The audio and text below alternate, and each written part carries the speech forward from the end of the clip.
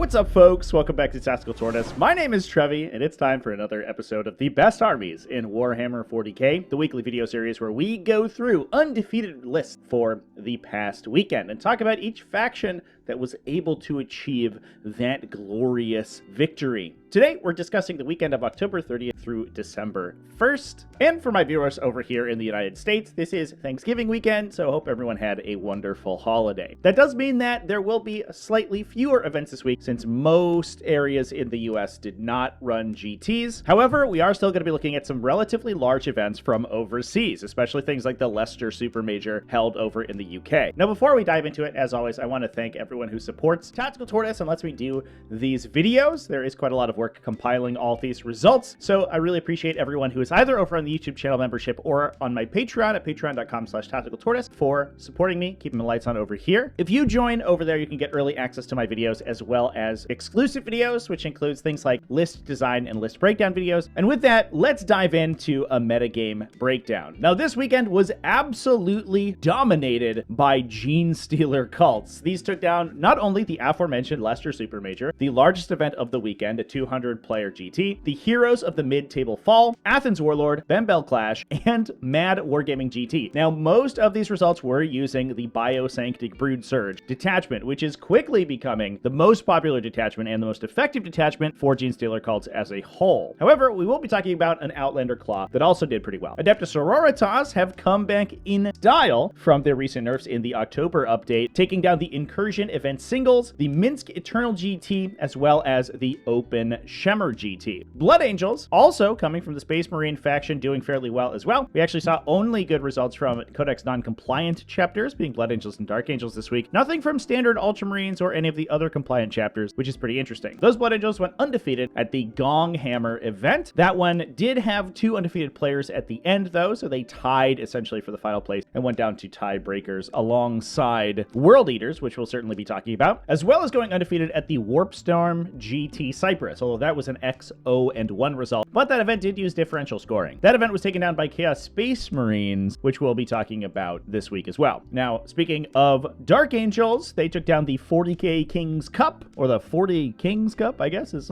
how it is, which is a cute name. World Eaters, as I mentioned before, went undefeated at Gong Hammer. Death Guard winning HeroCon 24. Chaos Space Marines at that Warpstorm GP Cyprus as an X-0-1 result, so tie in the final, but they did do fairly well otherwise. And Aeldari making a showing at the Karak Winter Assault. Now, if you want to see coverage from this weekend, a lot of the major streams were offline, but we did see Gong Hammer, which we will be talking about at length here, streamed by the Australis TWN. You can find them either on Twitch or over on YouTube, and I'll link them down in the video description. The Leicester GT, the biggest event of the weekend, was streamed by the Epic Flail HQ over here on YouTube, and I'll link them as well. So with that, let's jump into the list and start talking about Genestealer Cults. Now, while Genestealer Cults did take down the Leicester Super Major, what we are going to be talking about today is their win over at the Heroes of the Mid-Table Fall. This was a 42-player GT held over in Canada. It did have a couple draws at the top table, but the big winner was Stu Angel and his Genestealer Cults. Now, the reason I wanted to talk about this list in particular over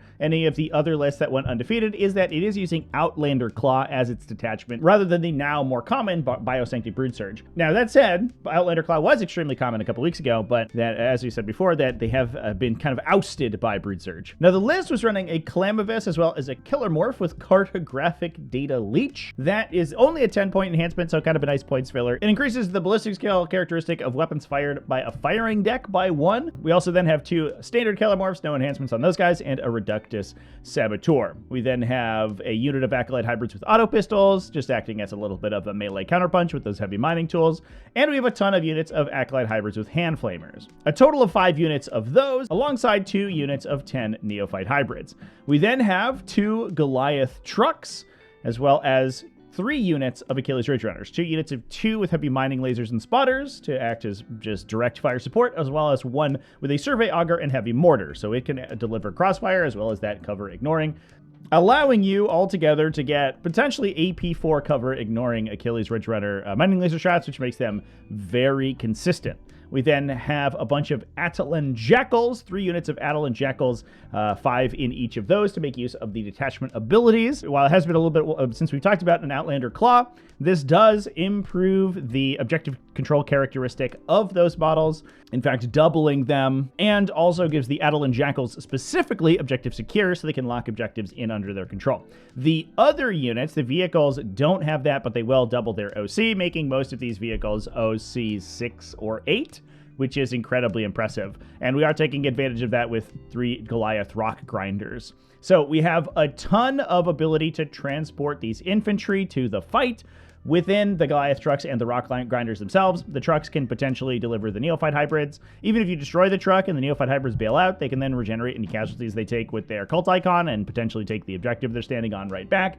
And the acolyte hybrids are good just as a bit of a counterpunch in those vehicles, jumping out and getting those wound rerolls on enemies that are touching objectives as well. It just has this enormous glut of high OC vehicles that they can use transport mechanics to take over objectives in the center of the table. You can counterpunch that with the Achilles Ridge Runners, which can pop out to provide immensely accurate and devastating shooting. As I mentioned before, potentially +1 AP, potentially ignore cover, and ballistic skill 3 thanks to the spotters. Very nice profile for those Ridge Runners to be firing at. And then even if you can take out these high OC vehicles, there's a ton of high OC infantry and Atalan Jackals that are jumping out and fighting you as well. And that's even if you can get through the triple Kellamorph, which is an enormously annoying unit to deal with because of their ability to reactively move after shooting. They can shoot when you move up close to them and then reposition themselves during your movement phase. So if you don't sequence your movement phase correctly around them, they can potentially move block your attacks or maintain control of objectives, keep you outside the range of their lone operative, for example. So they're very difficult to deal with. Now with that, we're going to move over to Adepta Sororitas and talk about the Minsk Eternal GT held down there in Belarus. Now this event set several technically undefeated players at the top end. It did use differential scoring, so we do get a lot of these draws in there. But we're going to be talking about the user Malal, who took first place with the faction. The reason that we're talking about this list, very similar to talking about Outlander Claw, is that all of the other Adepta Sororitas players that went undefeated did run Bringers of the Flame, which I'm sure we've talked about to death. So we're going to be discussing Malal's list as well as his Hallowed Martyrs detachment selection. Now, Hallowed Martyrs, I think, is probably the number 2 most played detachment in the faction. Bringers of the Flame definitely has the most internal synergy with the army in general, but Hallowed Martyrs is incredibly strong for its ability to supercharge its characters, as well as just make its high toughness vehicles very consistent, with the ability to buff their hit and wound rolls while suffering damage. Army of Faith is seeing a little bit more play these days, but right now I think Hallowed Martyrs is definitely a front runner in the Adepta Sororitas faction. So what Malal was taking this time around, I'm glad that this list is short enough and fits on one page here, which is very nice, but that is, I think, characteristic of Adepta Sororitas lists these days.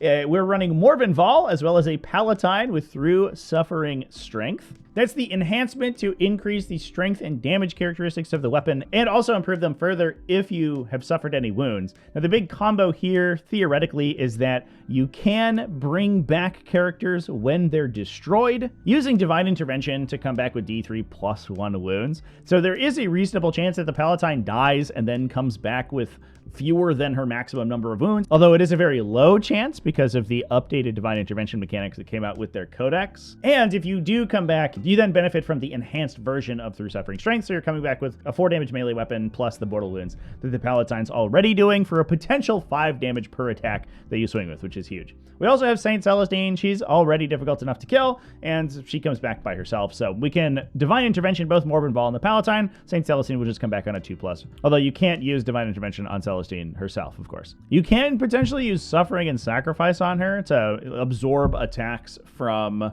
other units in melee, and given the fact that if she has Gemini Superior around, she has a pretty strong Feel No Pain, she can actually be very difficult to kill, so that is one capacity in which Celestine does get used in this detachment. She also tends to take a bunch of damage over the course of the game, so she's often benefiting from the Hallowed Martyrs detachment ability, especially if she isn't able to heal her unit back up to full. We then have 2 Immolators Immolars, as well as a Rhino for our dedicated transports, 3 Exorcists, a unit of 3 Paragon Warsuits to hang out with Morph and Vol, a big unit of Celestian Sacrosants. We also have a Dominion squad as well as a Battle Sister squad. These are likely combat squadding into the Immolators, so one of those Immolators is going to get 4 Meltaguns from the Dominion squad into it, as well as Scout. The other one gets the Battle Sister, Melta Team, a Meltagun, and a Multi-Melta. If we are attaching the Palatine into the Celestian Sacrosants, which I imagine we're doing because she's the only attachment for them, and she turns on their -1 to be wounded effect, which is a big part of the unit's survivability, not to mention the fact that having mass lethal hits is going to be pretty nice for that unit. They can jump into the Rhino to deliver themselves to the battle. A little bit of a sub-benefit here is that even if you are disembarking a destroyed transport with any of these units in Hallowed Martyrs, you're not actually that worried about losing casualties to an emergency disembarkation from the destroyed transport, because you're going to get a hit bonus even if you take any casualties whatsoever. Even if your opponent can draw a line to you, as long as they can't wipe the unit, they may just give you +1 to wound as well by killing more models in that unit. So you're basically only benefited from embarking in the transports here. There's very few downsides. We then also have a Seraphim squad that could potentially attach into St. Celestine to give her a little bit of additional speed, since she's able to move, shoot, and then move again. Alternatively, we could also just use those 2 units independently to act as separate utility units, essentially. Now with that, we're going to move down to Australia to talk about Gonghammer, a relatively large event, 66 players this time around. And as I mentioned before, this event was streamed over by the Australis TWN channel, so you can go check out the coverage of the event over there. We're going to first start by talking about Jordan Bennett's list, who went 5-0 using Blood Angels. Jordan was rocking a Liberator Assault group, which I think we have come to expect out of Blood Angels lists, given that basically every single Blood Angels player only plays Liberator Assault group these days. The other detachments in the supplement, unfortunately, not getting played, although obviously Liberator is extremely effective. We have a captain with a jump pack with Speed of the Primarch to give his unit a once per game fight first, another jump pack captain with Rage Field Warrior, Mephiston, as well as Lamarties. We then have 3 units of Jump Pack Assault Intercessors. 2 of those are 5 models apiece. One of them is 10, which is probably getting one of the Jump Pack Captains attached in with it. We have a Ball Predator, a unit of 10 Death Company Jump Pack Marines, a Gladiator Lancer, an Infiltrator Squad, a big unit of Sanguinary Guard, which is likely to get the other Jump Pack Captain attachment, as well as 2 Scout Squads and a single Vindicator. So we have a little bit of long-range shooting from the Gladiator Lancer, kind of from the Ball Predator, although obviously that's much more close range, as well as the Vindicator, so we can clear out enemies that are trying to screen us out, and then once we can get in, jump in the Sanguinary Guard and potentially go face with the Death Company Jump Pack Marines, because they have Lamarties in them, so they're going to be relatively difficult to kill with his -1 to be wounded. And then once we're able to get in there, both the Assault Intercessors and the Sanguinary Guard are benefiting from that Jump Pack Captain's +1 strength on the charge. That's a huge breakpoint for these units, especially for the Sanguinary Guard in particular, because that puts them up to strength 9. So you're going to be able to wound a lot of vehicles on potentially 3s once Lance is added in there as well, which is hugely beneficial. Not to mention the fact that unit's relatively tanky too. We've seen a lot of lists like this that are really utilizing that +1 strength from the Jump Pack Captain alongside Sanguinary Guard. Most notably, I think we saw a pretty good one from Portia from the World Championships of Warhammer. You can go watch my video on the World Championships of Warhammer final results from a couple weeks ago. He was actually in the comment section of that video talking about his 2 games with the eventual WCW champion Folger Piles, so highly recommend you go check that out. But clearly, it's been proven effective since the mass number of attacks that these Jump Pack Captains can bring, plus the bonuses that they get for charging, plus the bonuses they get for whatever unit they're jumping into, plus these enhancements are very effective and seeing a lot of play more recently. Now we're going to go ahead and leave Gonghammer for now, and we're going to talk about the 40 Kings Cup. Maybe it's the 40 Kings Cup. I don't know. But this is over from Germany. This was a 50-player GT, and it was eventually won by Sebastian Müller, running Dark Angels. Sebastian was running a Gladius task force using both of the Dark Angels big epic hero guys. I don't want to say both of their epic heroes because they have a ton of epic heroes. Just most of them don't see any play, but the most common ones are both Azrael and Lionel Johnson, and that's who we're playing with today. So we got a little bit of Lion action on the table. We have 2 units of 5 Assault Intercessors with Jump Packs to act as utility, 3 units of Deathwing Knights to take up the midboard of the table, 2 Gladiator Lancers for some long-range shooting, an Infiltrator Squad to protect the backline objective and protect against deep striking enemies. We have a Scout Squad for utility and an Inner Circle Companion unit in order to attach Azrael into. I think besides the addition of the Lion, this is probably basically the most stock standard version of the Gladius Task Force Dark Angels that we could possibly have seen. We have all the utility units, we have all the Deathwing Knights. They can hang out with the Lion and move up the table. Even if you come into them, obviously they're difficult to kill. They are -1 damage, can be -1 AP as well from Armor of Contempt. And then even if you're charging them, the Lion can heroically intervene and clip you out before you get to swing. So it creates a brick of extremely difficult to engage with units that can sit in the middle of the table, and then the gladiators and the other long-range guns can fire at you if you expose yourself to try to deal with them. And then we also have some pretty good late-game punch from Azrael and his Inner Circle companion unit as well. Pretty standard stuff, to be honest. Not too much exciting to talk about there, but that is a little bit of the state of Space Marines in general right now. But with that, we will move back to Gonghammer and talk about World Eaters, some additional aggressive melee infantry to discuss. Nathan Princey went undefeated with his Berserker Warband, running just Angron and Lord Invocatus, no other characters in the army. We had 2 units of Jackals for some utility, 2 units of 5 Khorne Berserkers only, no big units of 10 here, as well as a single Rhino to deliver those guys to the fight, and a ton of 8-bound. 3 units of 3 standard 8-bound, as well as 2 units of 3 Exalted 8-bound, and a big unit of 6 Exalted 8-bound to get pushed forward by Lord Invocatus. Pretty regular World Eater stuff here. It is interesting to not see the 3rd character. Occasionally we do see some stuff like Master of Executions or Juggernaut Lords in that 3rd spot, just to attach in a Berserker Glaive or potentially the half damage helmet. But not today. We are spending all of our points on 8-bound, and clearly that was effective because this list did end up winning the event in first place, although it tied in a number of wins with Jordan Bennett's Blood Angels that we just discussed. And with that, we're going to move over to the AFDWGA, the ADFUGA HeroCon 2024, again held over in Australia. This event was won by Joe Loke, rocking some Death Guard. We're definitely going to be talking about Death Guard for a little while over here on the channel because the first Garotmist detachment is Death Guard, which I'm probably going to record a video about right after I finish this, assuming I don't fall directly asleep because I'm very tired right now. But we are going to be talking about this Plague Company list. This is wrecking a Biologious Putrefier, Death Guard Sorcerer in Terminator armor, 1 Foul Blightspawn, 1 Mortarion, 1 Typhus. Big unit of 10 Plague Marines, so we have attachments for the Putrefier as well as the Blightspawn, probably combo attaching into that Plague Marine unit. We then have 2 smaller units of 5 Plague Marines just to act as little independent units. They're so versatile. They're slow and kind of not that hard to kill, which is the downside, but they have good shooting and good melee, plus objective secured from the detachment ability and high OC, so they're just like sort of good in every other instance, effectively. 2 Death Guard Rhinos for each of those. We can put the 2 5s in 1 Rhino and the big 10 with all the characters in the other one. We then have 2 units of Death Shroud Terminators, 6 Death Shroud Terminators apiece in those big bad things. Those can attach in the Terminator characters. We have the Terminator Sorcerer as well as Typhus jumping into those guys to buff their defensive characteristics. We then also have 2 Fetid Blood Drones, just because they're really strong, and a bunch of demons, 2 units of Nurglings, and a Rotigus. Now, we've been seeing lists like these crop up for the last couple of weeks. It does have a lot of capacity to mess with people's objectives control characteristic, because Rotigus can reduce it, plus the Contagion can also reduce it.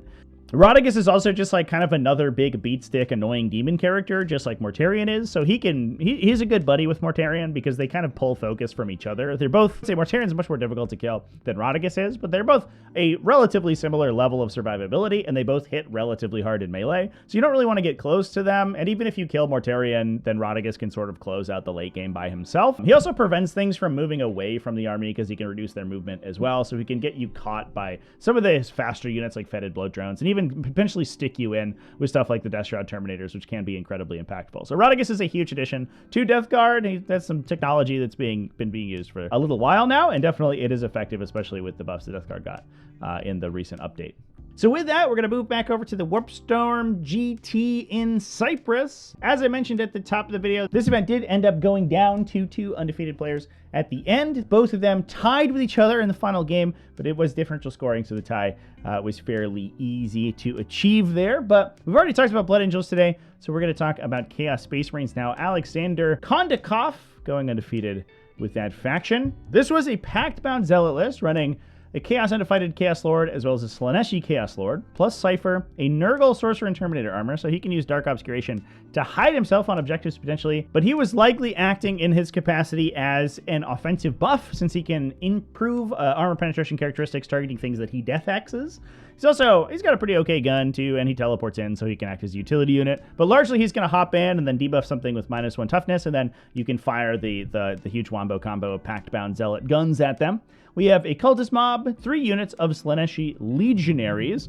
One of them is probably going to adopt one of those Chaos Lords. We have a Chaos Rhino with the Slaanesh mark to take the Legionaries in. And obviously with the Slaanesh mark, you can pay a CP to advance and charge those guys. So they have a pretty good long threat range onto enemy objectives. They can run in and get those wound rerolls against enemies touching objectives and flip those pretty effective. So they're a good kind of aggressive disruption piece. We have a unit of Chaos Bikers with Undivided in order to act as a utility unit. And then we have a Predator Destructor, as well as 3 Vindicators to act as that gun line that I discussed earlier. Those guys get buffed by the enhanced sustained hits from the Nurgle Mark, and then obviously +1 AP from the Chaos Sorcerer, and just go to town. We don't have things like Hellbrutes for the double activation on their Dark Pacts, and we also don't have Abaddon for the hit rerolls, so we're just firing basically normal shots, which does reduce their effectiveness somewhat, but we do get a lot of extra units in the army, including a chosen unit, a big possessed squad, which is interesting. We have Mark of Chaos Undivided in here, so we can give those guys rerolls on their wound roll. That's good to trigger their additional devastating wounds if we really need them.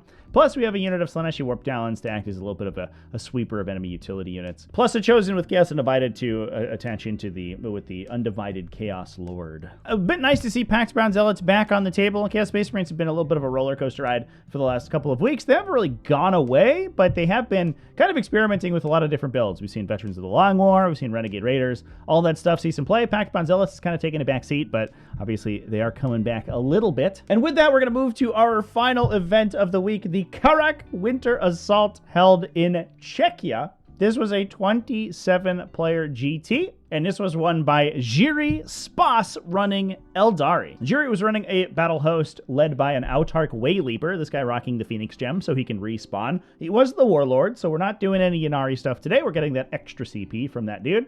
We have an Avatar of Cain, a Death Jester with Fate's Messenger, kind of standard combo there to auto-sustain or auto-devastate his gun. We have a Farseer to buff up the Fate Dice manipulation, as well as Fuegan. That's with a unit of Guardian Defenders. I think these guys are going to attach in with the Farseer, but that's going to give him a bodyguard so he can play a little bit more aggressively. We also get their Bright Lance heavy weapon platform, which is nice as well to use the Battle Host reroll, and they also can generate Fate Dice while sitting on your backline objective. All good stuff. We have some forward operators in the form of a unit of Striking Scorpions, as well as some support in 2 units of Swooping Hawks. That's followed up by a bunch of individual single activations. So we do have a Wraith Knight with heavy Wraith Cannons, kind of a blast from the past. Nice to see this guy back on the table, but he's being supported by 2 Warwalkers, so some additional Bright Lance shots and forward operators, and 2 Vipers, which is interesting. I think Vipers feel underplayed to me. They are a little expensive, 75 points a pop for a 6 wound model, but they do move very quickly, 14-inch movement if I remember correctly. And they bring a Bright Lance that you get the floating reroll from Battle Host on as well, which is nice. But the big thing is that they can strip cover from enemies. So once the first Viper shoots them, it's a very reasonable chance that they convert their Bright Lance. Importantly, you can also Fate Dice it, so you can roll your hit roll, and if you miss, you could Fate Dice in a 3, for example, just to ensure that you hit with the second Bright Lance attack, automatically strip cover from enemies, and that makes the Warwalker's Bright Lances very effective. One thing that Eldar can have struggle with if they don't have a bunch of devastating wound guns, although we do in this list, obviously, with the 2 Wraith Cannons, is if you're shooting at a very high save characteristic unit, like a Land Raider, for example, that's buffed in with Armor of Contempt and cover, you have a very high likelihood to convert your hits and wound rolls, but your opponent has manipulation over the save, and that's the scary part for Eldar players, where if they're trying to put these really high-value anti-tank shots into something, but they're able to be bounced off of invulnerable saves, or in this case, really good armor saves, being able to mitigate that is huge, because every time you get one of those hits through, you have the opportunity to potentially Fate Dice it for a flat 8 damage from those Bright Lance shots. So removing your opponent's control over that part of the attack sequence is huge for Eldar, although obviously they do pay a little bit of a pretty penny for them, but it's not like Vipers are not doing anything. They do have guns themselves, and they are pretty effective. But it is nice to see those guys see some play. That's very cool. And I do wonder if they were taken in order to buff the Wraith Cannon. In addition, its shots that are not devastating are still going to suffer potentially that weakness of shooting at a high save stuff and being able to punch through it. And the Vipers help there too. So nice stuff from Aeldar. And that is going to go ahead and wrap us up for this week of the best armies in 40K. Thanks so much for watching all the way to the end of the video. Let me know down in the comment section which army is your favorite. Remember to keep it classy, folks, and have happy wargaming.